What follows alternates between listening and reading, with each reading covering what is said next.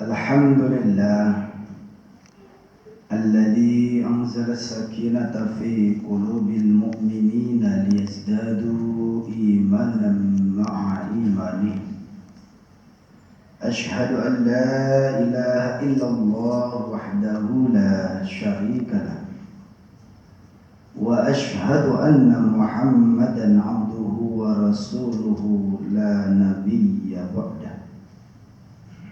اللهم صل وسلم وبارك على محمد وعلى آله وصحبه أجمعين، أما بعد. وقال الله تعالى في القرآن الكريم: أعوذ بالله من الشيطان الرجيم. وما أبرئ نفسي إن النفس لأمارة بالسوء إلا ما رحم ربي إن ربي غفور رحيم. وفي آية أخرى: يا أيتها النفس المطمئنة ارجعي إلى ربك راضية مرضية فادخلي في عبادي وادخلي جنتي. وقال رسول الله صلى الله عليه وسلم: طلب العلم فريضة على كل مسلم. وفي حديث أخرى: خيركم من تعلم القرآن وعلمه. صدق الله العظيم وصدق رسول الله صلى الله عليه وسلم. أما بعد فيا عباد الله أوصيكم ونفسي بتقوى الله، فقد فاز المتقون، كما قال الله تعالى: يا أيها الذين آمنوا اتقوا الله حق تقاته ولا تموتن إلا وأنتم مسلمون وتزودوا فإن خير الزاد التقوى واتقوني يا أولي الألباب.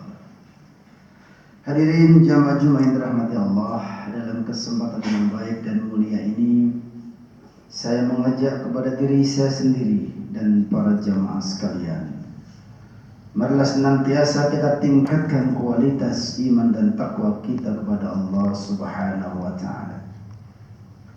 Karena takwa itulah satu-satunya bekal, satu-satunya modal yang bisa mengantarkan kebahagiaan hidup kita selama di dunia yang fana ini, yang singkat ini, yang penuh dengan ujian ini, sampai nanti di akhirat ketika kita menghadap kepada Allah Subhanahu wa taala.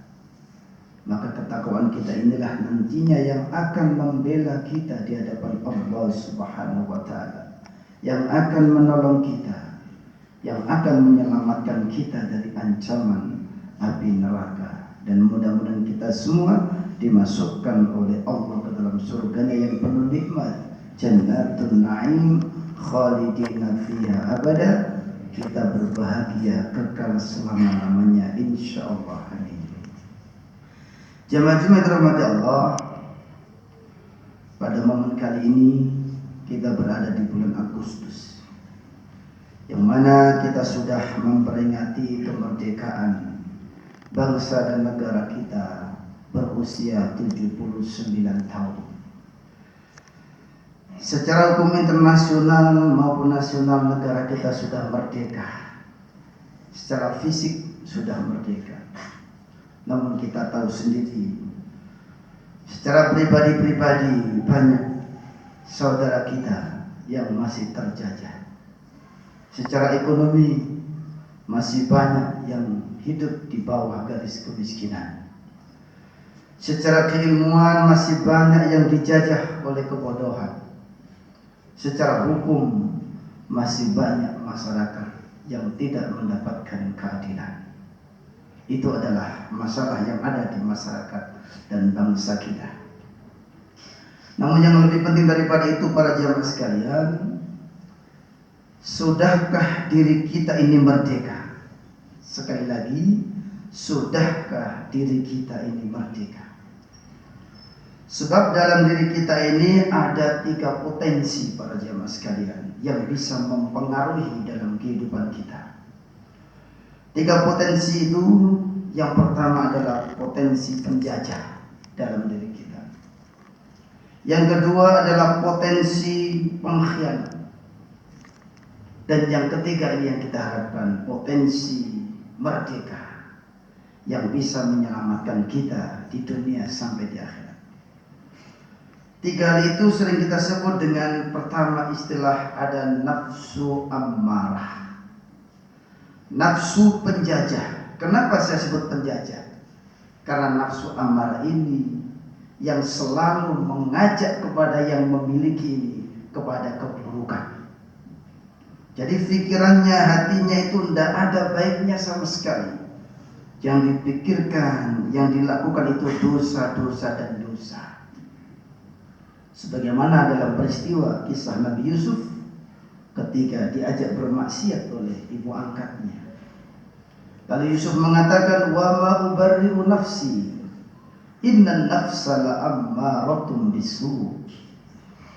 Wa ma ubarri'u nafsi, dan aku tidak akan mengumbar hawa nafsuku, tidak akan membiarkan dia lepas. Innan nafsa la'ammaratun bisu', sebab sesungguhnya nafsu ammar itu, nafsu penjajah itu selalu mengajak kepada keburukan. Illa ma rahima rabbi, kecuali jika nafsu itu dirahmati oleh Allah di bab yang terakhir nanti. Jadi para jamaah sekalian, banyak kalau orang kafir nggak masuk pembahasan, orang Islam sendiri masih banyak yang masih dijajah oleh nafsu ammarah ini para jamaah sekalian. Bahkan kadang dengan masjid saja tidak kenal, dengan kajian tidak kenal para jamaah sekalian. Itu yang pertama. Yang kedua, ada nafsu pengkhianat yang sering kita sebut dengan nafsu lawwamah, yaitu nafsu di situ sering dimaknai sebagai yang suka mencela diri sendiri.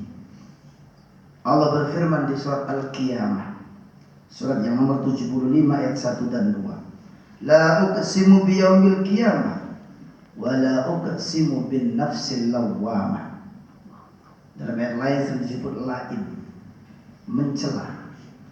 Artinya apa? Jika seseorang itu dikuasai oleh nafsu lawwamah ini para jamaah sekalian, secara hidayah dia punya, keilmuan hidayah dia punya, namun dia masih suka, masih punya kebiasaan sesekali untuk melanggar aturan, berbuat dosa. Namun ketika dia berbuat dosa itu, dinikmati dosanya. Ketika dia sudah selesai berbuat dosa itu, seakan-akan menyesali, kenapa saya tadi berbuat demikian. Apalagi dosanya itu diketahui oleh orang lain, maka nafsu lawwam ini menyesali perbuatannya.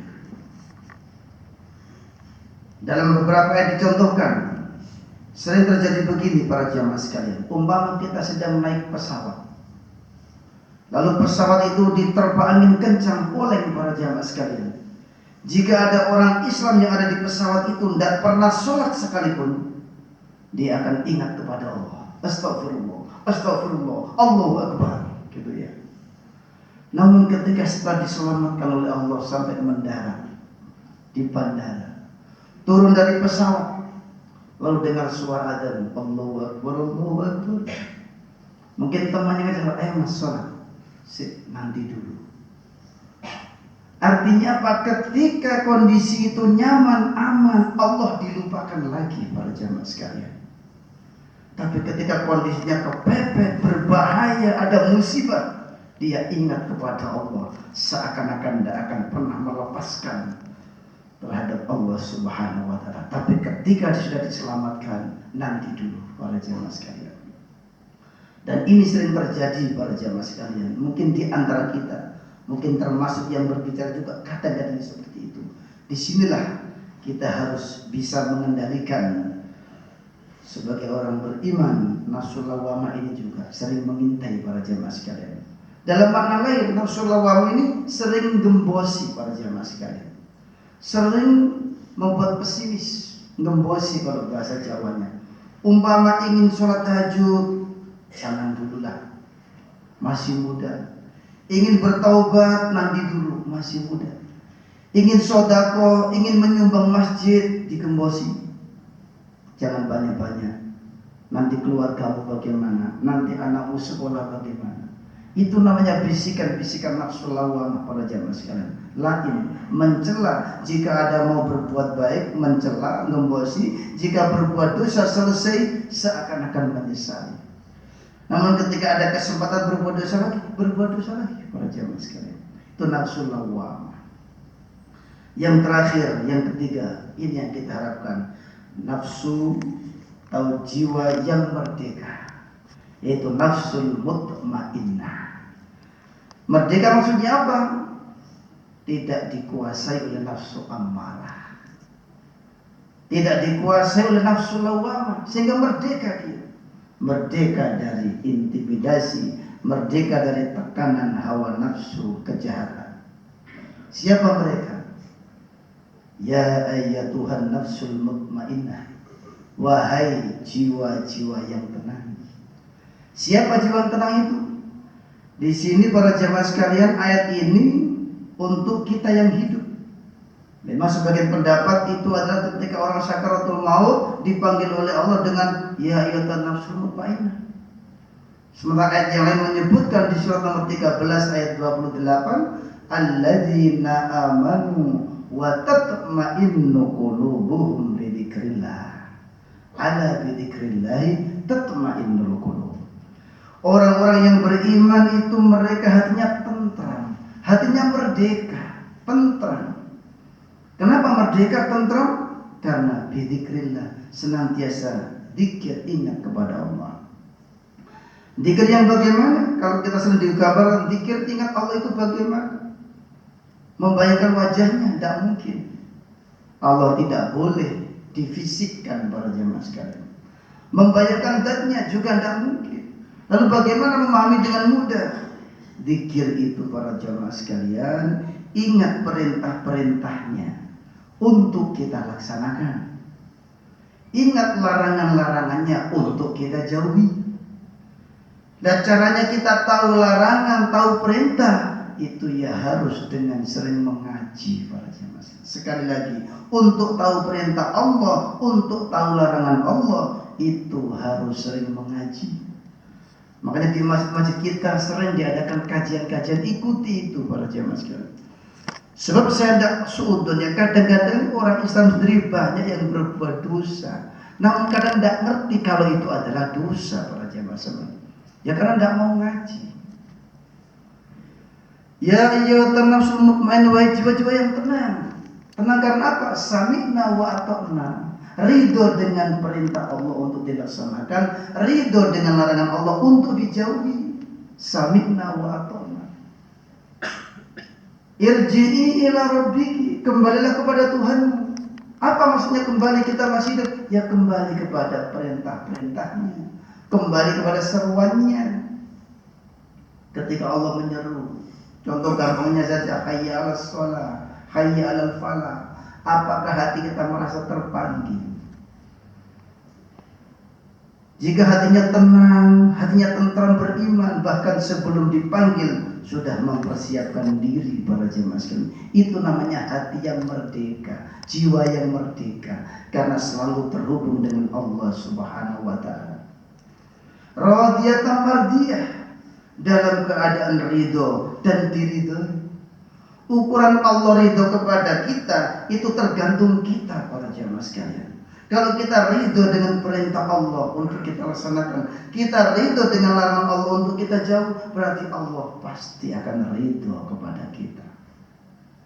Fadkhuli fi ibadi, maka masuklah kalian ke dalam golongan hamba-hambaku. Wadkhuli jannati, dan masuklah ke dalam surgaku.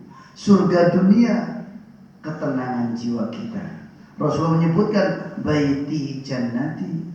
Artinya kalau rumah tangga kita, bapak, ibu, anak, semuanya sami'na wa ta'na kepada Allah, pasti bisa dirasakan itu baiti jannati. Sebagaimana doa kita, Rabbana atina fid dunya hasanah. Kita mohon kepada Allah hasanah di dunia dan kita mohon kepada Allah hasanah di akhirat. Mudah-mudahan para jamaah sekalian, kita semua dibimbing oleh Allah Subhanahu wa taala, dimudahkan dalam istiqomah di jalan Allah Subhanahu wa taala, sehingga keluarga kita semua merdeka dalam makna selalu dekat dengan Allah Subhanahu wa taala, berbahagia dan akhirat kita husnul khatimah. Amin ya rabbal alamin. A'udzu billahi minasyaitonir rajim. Wal 'asri innal insana lafi khusr illa alladziina aamanu wa 'amilus shalihaat wa tawassaw bil haqq wa tawassaw bis sabr. Barakallahu li wa lakum fil Qur'anil 'azim wa nafa'ani wa iyyakum bima fihi minal ayati wa dzikril hakim wa taqabbala minni wa minkum tilawatahu innahu huwas samii'ul 'aliim wa qul rabbi ighfir warham wa anta khairur rahimin.